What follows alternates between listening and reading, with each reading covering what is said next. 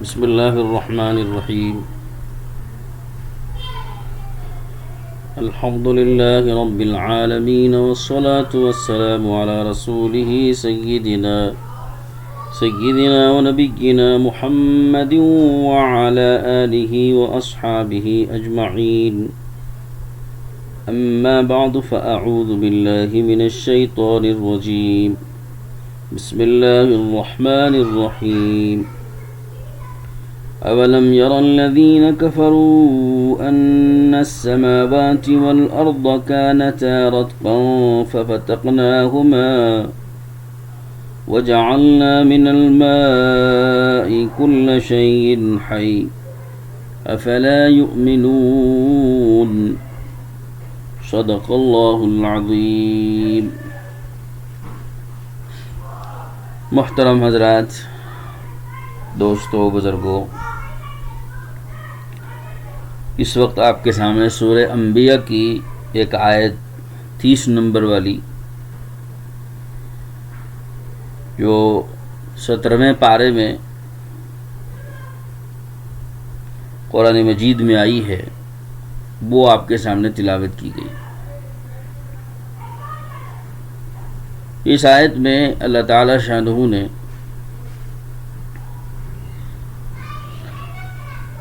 بے ایمانوں کے سامنے اپنی قدرت کا اظہار فرمایا ہے اور ان سے ایک خاص نعمت میں غور کرنے اور اس کے ذریعے سے اللہ تعالیٰ کی قدرت کو سمجھنے کی دعوت دی ہے. ویسے یہ خطاب تو ہوا ان لوگوں سے خاص طور پر، لیکن دیکھا جائے تو اس میں ہم سبھی کے لیے غور کا مقام ہے، اس لیے کہ اللہ تعالیٰ کی قدرت میں غور و فکر کرنا یہ عظیم نیکیوں میں سے ہیں کہ اللہ کی قدرت میں غور کرنے کے نتیجے میں ہمارے ایمان میں بڑھوتری ہوتی ہے اور یقین میں اضافہ ہوتا ہے. تو اس لیے ہم کو خود بھی اس پہ غور کرنا چاہیے. ہمارا اپنا فائدہ اس میں پوشیدہ ہے. اللہ کی جو قدرت ہے خاص طور پر پانی کے سلسلے میں، پانی اللہ کی ایک عظیم نعمت ہے، لیکن جہاں یہ عظیم نعمت ہے وہیں پر اللہ کی اس میں عجیب و غریب قدرت کا مظاہرہ بھی ہوتا ہے. سارے انسان محسوس کرتے ہیں کہ پانی اپنے اندر عجیب صفات رکھتا ہے اور عجیب اس کی صفت اور عجیب اس کی تاثیر ہے جو پانی کے علاوہ کسی چیز کے ذریعے سے حاصل نہیں کی جا سکتی. تو اس لیے غور کرنے سے اللہ تعالیٰ کی قدرت کاملہ کا یہ ایسا مظہر نظر آئے گا پانی کہ جس کے علاوہ کسی اور چیز میں ہم کو وہ بات نظر نہیں آئے گی. اللہ نے دعوت دی کہ اولم یر الذین کفروا، کیا کافر لوگ یہ نہیں دیکھتے کہ ان السماوات والارض کانتا رتقا، کہ آسمان سارے کے سارے اور زمینیں بھی یہ سب کے سب بند تھے، ان کا منہ بند تھا. ففتقناہما، ہم نے ان دونوں کے منہ کھولے اور ان دونوں کو کھولا ہم نے. وجعلنا من الماء كل شيء حي، جب ہم نے ان دونوں کا منہ کھولا تو پھر اس کے نتیجے میں پانی نکلا اور آسمان سے اور وہ زمین تک پہنچا. پھر زمین نے پانی کو جذب کیا، پھر اللہ رب العزت نے اس پانی سے ہر چیز کو زندگی بخشی اور ہر چیز کو زندہ کر دیا. افلا یؤمنون، کیا اللہ کی اس قدرت کو دیکھ کر اللہ پر ایمان نہیں لاتے؟ یہ آیت پاک کا تھوڑا سا ترجمہ آپ کے سامنے پیش کیا گیا۔ ترجمے سے بات بہت حد تک سمجھ میں آ گئی ہوگی، لیکن جب اس کی تفسیر سامنے آئے گی تو آپ کو عجیب اس میں اللہ تعالیٰ کا کرشمہ نظر آئے گا۔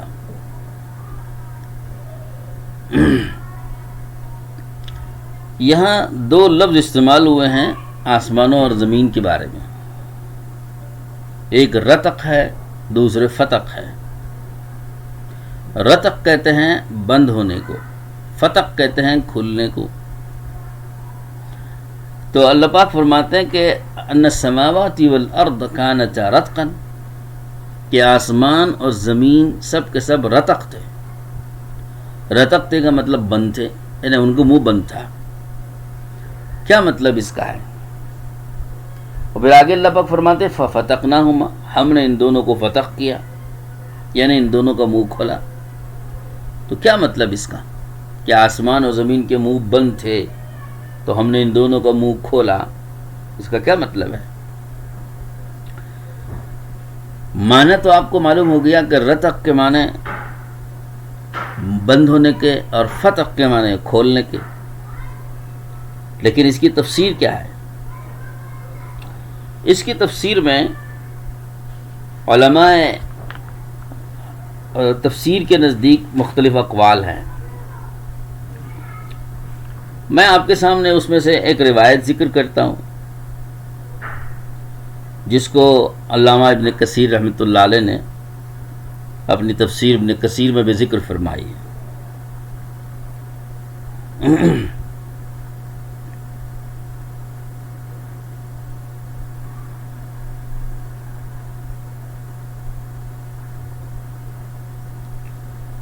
حضرت عبداللہ بن عمر رضی اللہ عنہما کا یہ واقعہ ہے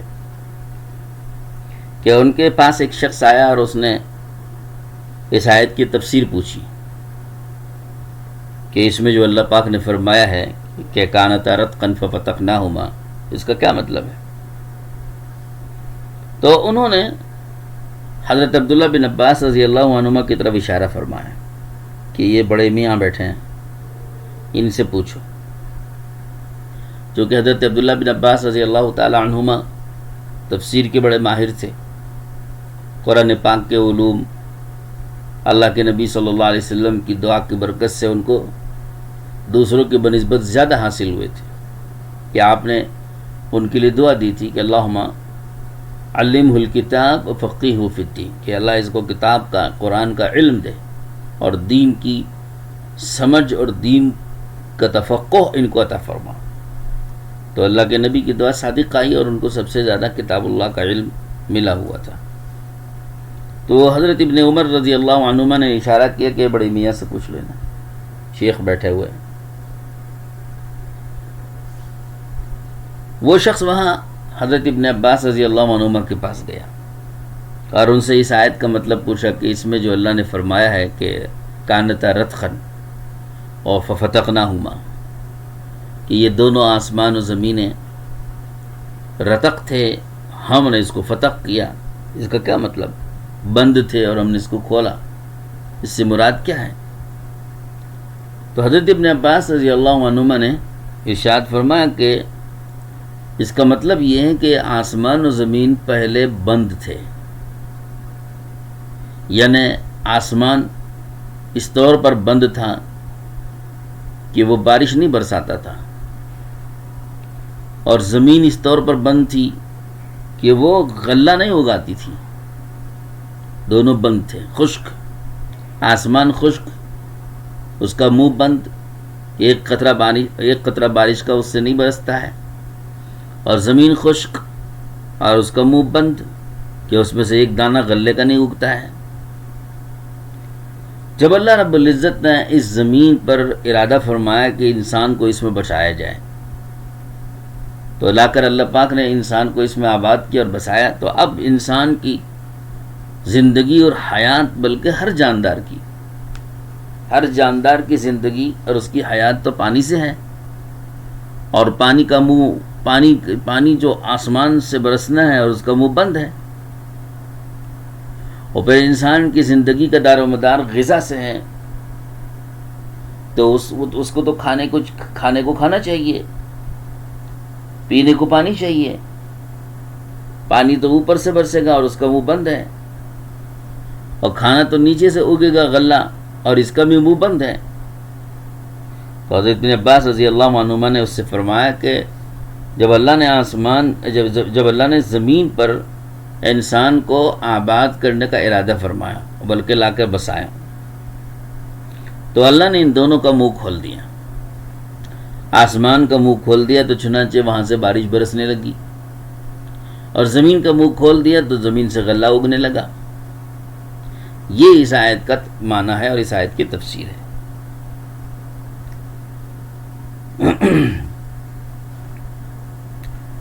امام حاکم رحمۃ اللہ علیہ نے بھی اس روایت کو نقل کیا، اور صاحب روح المعانی کہتے ہیں کہ امام حاکم نے اس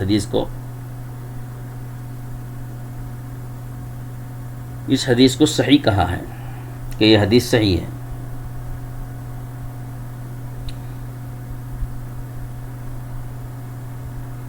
اب اس میں آپ غور کریں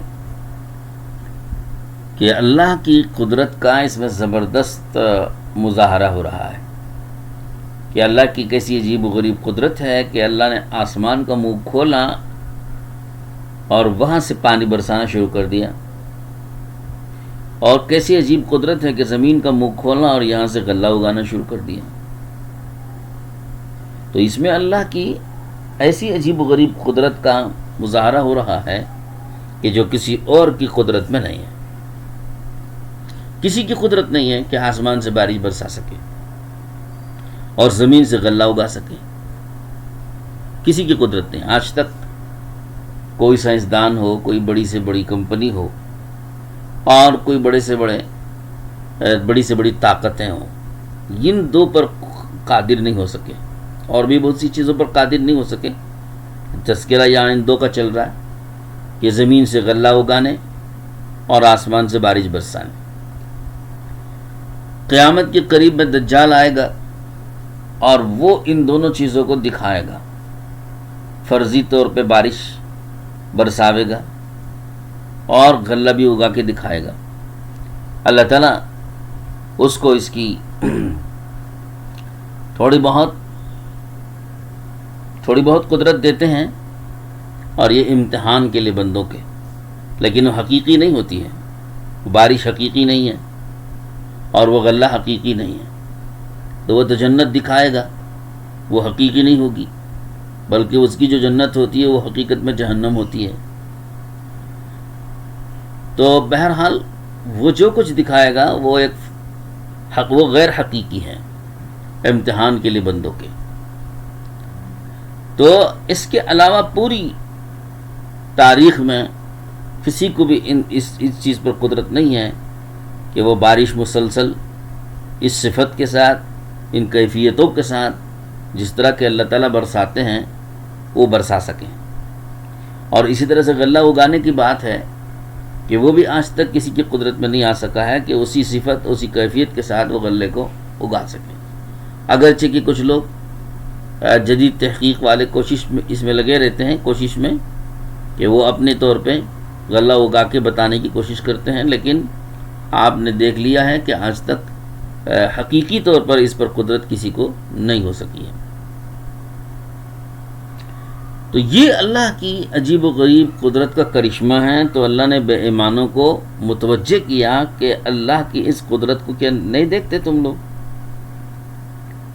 تو اس قدرت کو دیکھتے ہوئے تو تمہیں تو چاہیے تھا کہ ایمان لے آتے۔ افلا یؤمنون، آگے اللہ پاک نے آخر میں ان سے سوال کیا ہے کہ کیوں ایمان کیوں نہیں لاتے؟ اس بیچ میں اللہ پاک نے فرمایا کہ وَجَعَلْنَا مِنَ الْمَاءِ كُلَّ شَيْءٍ حَيٍّ۔ تو یہ جو آسمان کا منہ کھولا اور آسمان سے بارش برسانی شروع کی، اور زمین کا منہ کھول کے یہاں سے غلہ اگانا شروع کیا، تو اس پانی میں کیا کرشمہ رکھا ہوا ہے کہ وہ پانی وہاں سے برستا ہے تو زمین آباد ہو جاتی ہے اور زمین سے غلہ اگتا ہے. تو آخر پانی میں وہ کیا قدرت ہے؟ تو اللہ نے اس قدرت کو بیان کیا کہ ایک تو یہ خود قدرت تھی اللہ تعالیٰ کی کہ آسمان کا منہ کھول کے پانی برسا رہے ہیں، زمین کا منہ کھول کے غلہ اگا رہے ہیں. پھر دوسری یہاں پر قدرت اللہ پاک کی یہ ہے کہ ایسا پانی برسا رہے ہیں، اور ایسی وہ نعمت ہے اور ایسی وہ مخلوق ہے اور ایسی وہ شے ہے پانی کہ جس کے اندر اس بات کی طاقت اللہ پاک نے رکھی اور اس بات کی تاثیر اس کے اندر رکھی اور اس بات کی صفت اس کے اندر رکھی ہے کہ وہ روئے زمین پر رہنے والی تمام مخلوقات کو زندہ کر دیتا ہے پانی. تو اللہ نے ہر چیز کی زندگی، ہر چیز کی حیات پانی میں رکھی. تو فرمایا اسی کو ذکر کیا وَجَعَلْنَا مِنَ الْمَاءِ كُلَّ شَيْءٍ حَيٍّ، ہر زندہ اور جاندار چیز کو اللہ نے پانی سے ہی بنایا. جعلنا خلقنا کے معنی میں. تو اللہ پاک فرماتے ہیں کہ ہر زندہ چیز کو اے خلقنا کل شیء، خلقنا من الماء کل شیء حی، ہر جاندار چیز، حی شیء حی، اے ہر جاندار چیز، ہر جاندار چیز. ہر جاندار چیز کا مطلب ہے کہ جس کے اندر میں بھی روح ہو، حیات ہو، جان ہو، بے جان نہ ہو. جیسے نباتات ہوں، جمادات ہوں، حیوانات ہوں، ساری چیزیں اس کے اندر آ جاتی ہیں. جمادات بھی آ جاتے ہیں کہ جتنے جماد ہیں، پتھر ہو، ہے نا، مٹی ہے، اس کو بھی اللہ نے ایک طرح کی حیات دے رکھی ہے. پتھر اور مٹی جتنے بھی جمادات ہیں ان کے اندر بھی ایک حص ہے، ایک حیات ہے. جیسے کہ حضرت قاری محمد طیب صاحب رحمۃ اللہ علیہ نے فرمایا ہے کہ ہر چیز اپنے اندر حیات رکھتی ہے، حیات سے متصف ہے، لیکن ہر ایک کی حیات مختلف ہے. کسی کو حیات اور حس کا زیادہ حصہ دیا گیا ہے اور کسی کو حیات اور حس کا کم حصہ دیا گیا ہے، اور کسی کو انتہائی درجے میں حس اور حیات کا کم درجہ اس کو دیا گیا. ہم ان کی حیات اور حس بہت ہی انتہائی درجہ کم ہونے کی وجہ سے ہم اس کو بے جان چیز کہہ دیتے ہیں. جیسے پتھر ہے، مٹی ہے، اس کو بے جان کہہ دیتے ہیں، حالانکہ یہ بے جان نہیں ہے، یہ بھی جاندار ہے. اس کے اندر میں بھی جان ہے، اس کے اندر بھی حس ہے. اگر ایسا نہ ہوتا تو پتھر پھوٹ کر کے پتھر سے پانی نہ نکلتا. وَإِنَّ مِنَ الْحِجَارَةِ لَمَا يَتَفَجَّرُ مِنْهُ الْأَنْهَارُ وَإِنَّ مِنْهَا لَمَا يَشَّقَّقُ فَيَخْرُجُ مِنْهُ الْمَاءُ وَإِنَّ مِنْهَا لَمَا يَهْبِطُ مِنْ خَشْيَةِ اللَّهِ. تو یہ آیتیں بتا رہی ہیں کہ پتھر کے اندر بھی حیات ہے، حس ہے. اور اگر پتھر کے اندر حیات و حس نہ ہوتی تو یہ پتھر سے پانی کا بہنا، پانی کا نکلنا، چشمے کا پھوٹنا، اور پھر پتھر کا اوپر سے نیچے گر کر لڑک کر کے گر جانا، اور پتھر کا ٹھہرا رہنا. بڑے بڑے بڑے پتھر ہیں، معمولی سی نوک پہ کھڑے ہوئے ہیں. یہ سارے کے سارے پتھروں سے ظاہر نہ ہوتا اگر اس کے اندر حس اور حیات نہ ہوتی. ہاں، یہ اور بات ہے کہ حیات اور حس کا بہت کم درجہ ان کو ملا ہوا ہے جس کو ہم محسوس نہیں کرتے. ہم اس کو محسوس نہیں کرتے کہ ان کے اندر حیات کتنی ہے، تو ہمیں محسوس نہیں ہوتی اس کی حیات، تو ہم نے اس کو کہہ دیا کہ یہ بے جان ہے. تو غرض جتنے جمادات ہیں ایسے ہی نباتات ہیں. نباتات جو بھی گھاس ہے، پھوس ہے، پودے ہیں، پتے ہیں، اور درخت ہیں، اور تنکے ہیں، اور گھاس اور فصلیں ہیں، جو بھی زمین سے اگنے والے چیزیں ہیں وہ نباتات کہتے ہیں اس کو.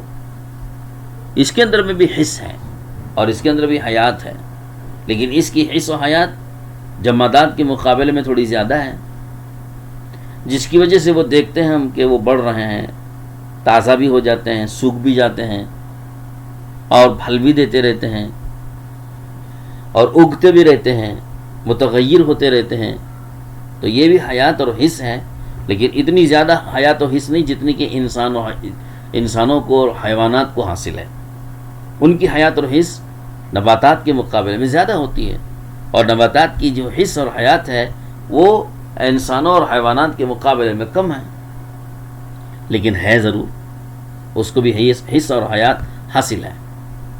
اسی طرح سے حیوانات ہیں، حیوانات میں جانور ہیں، بہت سے مختلف قسم کے جانور ہیں، اڑنے والے، رینگنے والے، دوڑنے والے، پھدکنے والے، اچھلنے والے، تیرنے والے، رینگنے والے، بہت سے مختلف قسم کے حیوانات ہیں۔ ان حیوانات کو، ان کو بھی ہم بے زبان جانور کہتے ہیں، حالانکہ زبان ان کو بھی حاصل ہے، لیکن وہ زبان ہم نہیں سمجھتے۔ اللہ تعالیٰ نے بعض لوگوں کو سکھائی ہے اس کی زبان، تو وہ جانتے ہیں۔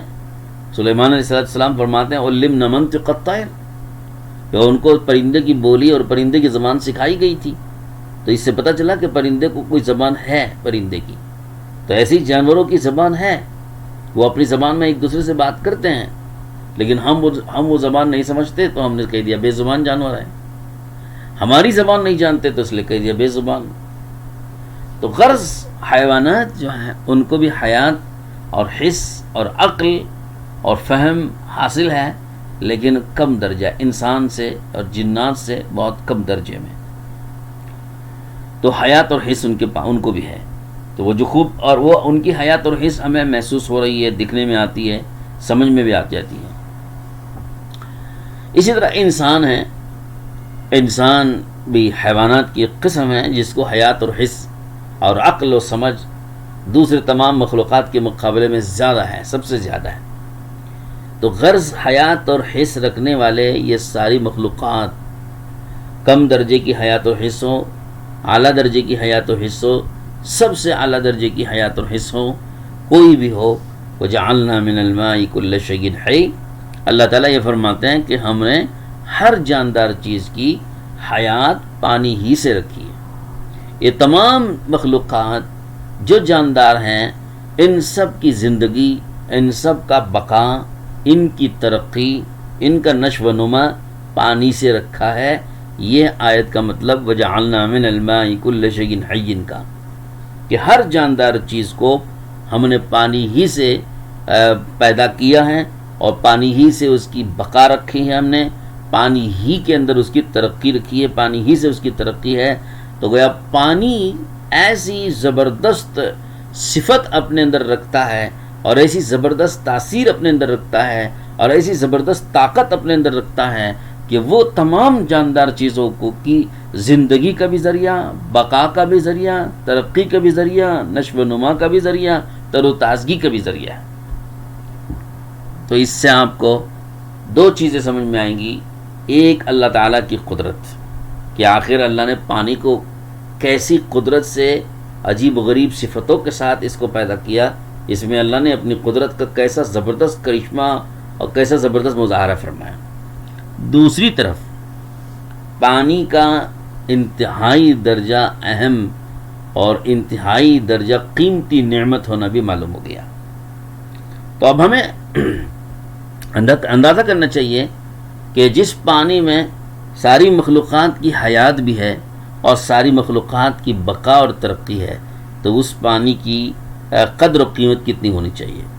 لیکن ہم دیکھتے ہیں کہ جتنی بڑی یہ نعمت ہے، اور جتنی بڑی یہ اللہ تعالیٰ کی یہ نعمت ہے، اتنا ہی زیادہ اس نعمت کی ناقدری بھی پائی جاتی ہے۔ ناقدری اس طور پر کہ پانی کو جیسے استعمال کرنا چاہیے، ہم اس طریقے سے پانی کا استعمال نہیں کرتے، بلکہ پانی کا ہم بیجا استعمال کرتے ہیں، اور پانی میں اسراف اور فضول خرچی بہت کرتے ہیں، اور پانی کو بے ضرورت بہاتے ہیں۔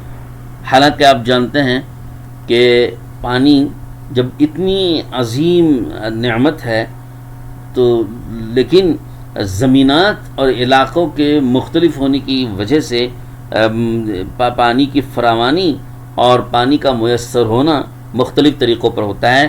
کہیں تو پانی اللہ کی ایسی نعمت ہے کہ گویا ان کو مفت پانی مل رہا ہے، ہر وقت پانی ہے اور مفت میں ملتا ہے، اور کہیں پانی ذرا محنت اور تھوڑی سی مشقت سے ملتا ہے، اور کہیں تو پانی بڑی مشکلات کے بعد بھی اتنا پانی ان کو نہیں ملتا کہ جس سے وہ اپنی ضروریات کو پورا کر سکیں، کافی مشکلات کے بعد بھی۔ تو اس 3 طرح کے حالات سے لوگ گزرتے ہیں، اور 3 طرح کے علاقے پائے جاتے ہیں کہ بعض تو ایسے علاقے کہ جہاں انتہائی خشک سالی رہتی ہے، زمینیں خشک رہتی ہیں، پانی زمین میں کم رہتا ہے بہت، تو لوگوں کو بڑی بڑی مشکلات سے پانی ملتا ہے، اور وہ بھی تھوڑا سا ملتا ہے جس سے وہ اپنی ضروریات بھی بہت مشکل سے پورا کرتے ہیں۔ ظاہر ہے کہ جن علاقوں میں اس طرح پانی بڑی مشکلات سے ملے گا تو وہ پانی کی قدردانی وہ جانتے ہیں، پانی کی قدر تو ان سے پوچھیے۔ پینے کے لیے، پکانے کے لیے، کھانے کے لیے اور دھونے کے لیے، صفائی ستھرائی کے لیے، ہر ضرورت کے لیے ان کو پانی چاہیے، اور پانی کے حاصل کرنے میں ان کو انتہائی درجے کی مشکلات سے گزرنا پڑتا ہے۔ اب ان سے اس کی قدر پوچھیں تو ان کو پتہ چلے۔ اور کچھ علاقے ہیں کہ جہاں تھوڑی بہت مشقت کے بعد پانی ان کو مل جاتا ہے ضرورت کے بقدر، لیکن بعض علاقوں میں پانی کی بالکل فراوانی ہے، اور گویا مفت میں پانی ملتا ہے، اور 24 گھنٹے ان کو پانی مل رہا ہے، اور کافی مقدار میں پانی ملتا ہے، بے حد و حساب ملتا ہے۔ خاص طور پر ایسے علاقے والے لوگ جہاں پانی کی فراوانی ہوتی ہے اور پانی خوب ان کو ملتا ہے، وہ لوگ سب سے زیادہ پانی کی ناقدری کرتے ہیں اور پانی میں اسراف اور فضول خرچی کرتے ہیں۔ صرف یہی نہیں کہ عام لوگ، بلکہ خاص لوگ بھی جیسے عبادت گزار جن کو نماز کے لیے وضو کرنا پڑتا ہے، اب وہ وضو کرنے بیٹھے ہوئے ہیں، عبادت انجام دے رہے ہیں، لیکن وضو کرتے ہوئے پانی بے حد بہاتے ہیں، نل کھلا چھوڑ کے پانی بہتا رہتا ہے، اور پانی کو وہ جانے دے رہے ہیں، اور یہ وضو 1 لوٹا پانی وضو میں استعمال ہوتا ہے، اور 4 لوٹے پانی مزید بہاتے ہیں، تو یہ پانی ضائع ہو رہا ہے جو کسی چیز کے استعمال میں نہیں آ رہا ہے، تو وہ نالی میں بہہ جائے گا، وہ کسی کے کام نہیں آیا۔ حالانکہ پانی کی حفاظت کرنے کے لیے اور پانی کو محفوظ کرنے کے لیے قیمت دے کر، کرنٹ استعمال کر کے اور محنت خرچ کر کے پانی کو ٹنکی میں محفوظ کیا گیا، اور انہوں نے 1 لوٹا پانی استعمال کر کے تقریباً 3-4 لوٹے پانی ویسے ہی بہا دیے، جو خود استعمال کیا، نہ دوسروں کے استعمال کرنے کے لیے انہوں نے اس کو محفوظ کیا۔ تو یہ اللہ کے ہاں جواب دہ ہوگا، یہ طرز عمل ہمارا اللہ تعالیٰ کے ہاں جواب دہ ہوتا ہے کہ اللہ تعالیٰ سوال کر سکتے ہیں۔ چنانچہ حدیث پاک میں ہے، ترمذی شریف کی روایت ہے کہ اللہ کے رسول صلی اللہ تعالیٰ علیہ وسلم نے یہ بات ارشاد فرمائی ہے کہ قیامت کے دن اللہ تعالیٰ سوال کریں گے نعمتوں کا سوال ہوتا ہے۔ آپ نے سورہ تکاثر پڑھی ہے، سورہ تکاثر کے اندر موجود ہے کہ الہاکم التکاثر کے بعد آخر میں ثم لتسألن یومئذ عن النعیم، کہ پھر تم سے نعمتوں کا سوال ہوگا۔ تو حضور اکرم صلی اللہ علیہ وسلم نے صحابہ سے فرمایا کہ قیامت کے دن جن نعمتوں کا سب سے پہلے سوال ہوتا ہے ان میں 2 چیزیں ہیں، ایک تندرستی کا سوال ہوتا ہے، دوسرے ٹھنڈے پانی کا سوال ہوتا ہے۔ تندرستی کہ ہم نے تم کو تندرستی دی تھی، تم نے اس تندرستی سے تم نے کتنا فائدہ اٹھایا، اور کتنی غلط جگہ اس تندرستی کو تم نے خرچ کیا، اس کا حساب دو۔ پھر تم کو ہم نے پینے کے لیے ٹھنڈا پانی دیا تھا، اس ٹھنڈے پانی پر تم نے کتنا شکر ادا کیا، اور اس تندرستی پر تم نے کتنا شکر ادا کیا، کہ اس کا حساب دو۔ تو یہ قیامت کے دن سب سے پہلے جن نعمتوں کا سوال ہوتا ہے ان میں ٹھنڈے پانی کا سوال ہے۔ تو لہٰذا یہ اللہ کی اتنی بڑی نعمت ہے، اس کے باوجود ہم اس نعمت کو اتنا ضائع کرتے ہیں، تو قیامت میں ہم کیسے جواب دے پائیں گے؟ اور دوسری طرف ایک تو ہم نے اللہ کی اس نعمت کو ضائع کیا، اس کے ساتھ ساتھ دوسرے لوگوں کے لیے پانی کی فراہمی اور پانی کے میسر ہونے میں ہم رکاوٹ بنے، اور دوسروں کا بھی پانی ظاہر ہے کہ 1 لوٹا ہماری ضرورت کا تھا، وہ تو ہمیں استعمال کرنے کا حق تھا، اور بقیہ جتنے 3-4 لوٹے ہم نے ضائع کیے یہ دوسروں کا حق تھا، ہم نے دوسروں کا حق ضائع کیا۔ اپنا حق 1 لوٹا استعمال کرنے کے لیے دوسرے کے حق 3 لوٹے پانی ہم نے ضائع کیے، تو ہمیں تو دوگنا حساب دینا پڑے گا۔ ایک تو جو 1 لوٹا ہم نے اللہ کی نعمت استعمال کی اس کا حساب دینا ہے کہ ہم نے اس کا کتنا شکریہ ادا کیا، اس کا صحیح استعمال کتنا کیا، اور دوسری طرف جو دوسروں کا حق ضائع کر کے 3 لوٹے پانی بہائے ہیں اس کا بھی ہمیں حساب دینا پڑے گا کہ تم نے دوسرے کا حق کیوں ضائع کیا. تو لہٰذا یہ بہت اہم نقطہ ہے اور بہت اہم بات ہے جس پر ہم کو توجہ دینا چاہیے. تو اس لیے میں گزارش کرتا ہوں کہ قرآن پاک کی اس آیت میں اللہ تعالیٰ نے وَجَعَلْنَا مِنَ الْمَاءِ كُلَّ شَيْءٍ حَيٍّ کہہ کر کے ہمیں، اور پھر اس سے اوپر جو کافروں کو، بے ایمانوں کو جو متوجہ کیا ہے کہ آسمان و زمین بند تھے اور پھر اس کے منہ کو کھول کر یہ نعمت اللہ نے جاری کی، ان دو باتوں کو بیان کر کے ہم سے مطالبہ کیا ہے دو چیزوں کا. ایک یہ کہ اس کو اللہ کی نعمت سمجھ کے اللہ کا شکر، اللہ تعالیٰ پر ایمان لاؤ، اللہ کی قدرت کا مظاہرہ سمجھ کر کے اللہ پر ایمان لاؤ. اور دوسرا مطالبہ ہم سے یہ کہ اللہ کی نعمت سمجھ کر اللہ کی اس نعمت کا صحیح استعمال کرو اور اس پر شکر گزاری بجا لاؤ کہ اس پر شکر کرو اللہ تعالیٰ کا. گویا ہم سے دو باتوں کا مطالبہ ہے. ایک، اس کو اللہ کی قدرت سمجھ کر اللہ پر ایمان رکھنا، اور جو ایمان رکھتے ہیں وہ اپنا یقین اور ایمان اللہ پہ بڑھانا. دوسری طرف ہم سے مطالبہ کہ اس کو اللہ کی نعمت سمجھ کے اس نعمت کی قدر کرنا اور اس نعمت کا صحیح استعمال کرنا، تاکہ قیامت کے دن اللہ کے ہاں جواب دہ ہو سکیں اور جواب دینے کے ہم قابل بن سکیں. ورنہ اس نعمت کا سوال جب اللہ تعالیٰ کریں گے تو ہم سے جواب نہیں بن سکے گا اور پھر ہم پکڑے جائیں گے. تو اللہ تعالیٰ ہم سب کی حفاظت فرمائے.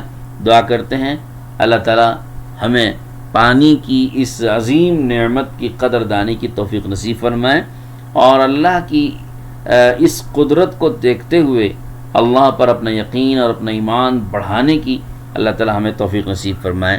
وآخر دعوانا ان الحمد للہ رب العالمین.